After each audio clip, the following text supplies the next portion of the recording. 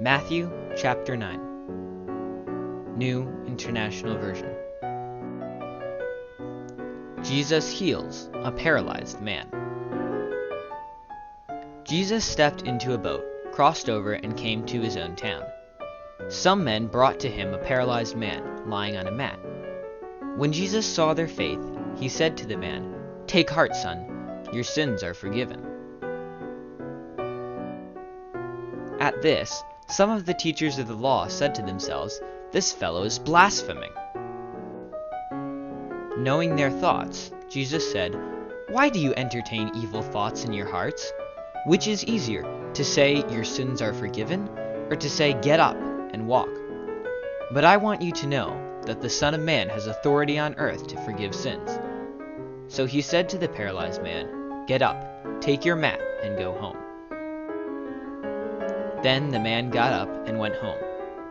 When the crowd saw this, they were filled with awe, and they praised God who had given such authority to man. Jesus eats with sinners at Matthew's house. As Jesus went on from there, he saw a man named Matthew sitting at the tax collector's booth. "Follow me," he told him, and Matthew got up and followed him. While Jesus was having dinner at Matthew's house, many tax collectors and sinners came and ate with him and his disciples. When the Pharisees saw this, they asked his disciples, "Why does your teacher eat with tax collectors and sinners?"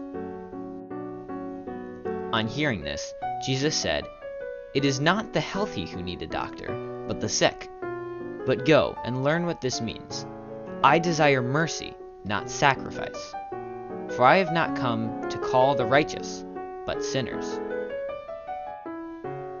Religious leaders asked Jesus about fasting. Then John's disciples came and asked him, "How is it that we and the Pharisees fast often, but your disciples do not fast?" Jesus answered, "How can the guests of the bridegroom mourn while he is with them? The time will come when the bridegroom will be taken from them. Then they will fast. No one sews a patch of unshrunk cloth on an old garment, for the patch will pull away from the garment, making the tear worse. Neither do people pour new wine into old wineskins. If they do, the skins will burst, the wine will run out, and the wineskins will be ruined. No, they pour new wine into new wineskins, and both are preserved." Jesus heals a bleeding woman and restores a girl to life. While he was saying this, a synagogue leader came and knelt before him and said, "My daughter has just died, but come and put your hand on her, and she will live." Jesus got up and went with him, and so did his disciples.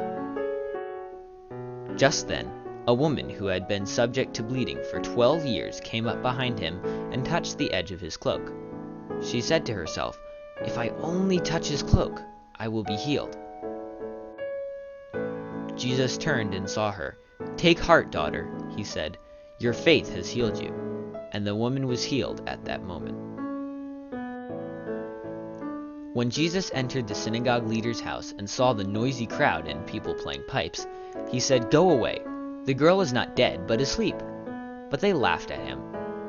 After the crowd had been put outside, he went in and took the girl by the hand, and she got up. News of this spread through all that region. Jesus heals the blind and mute.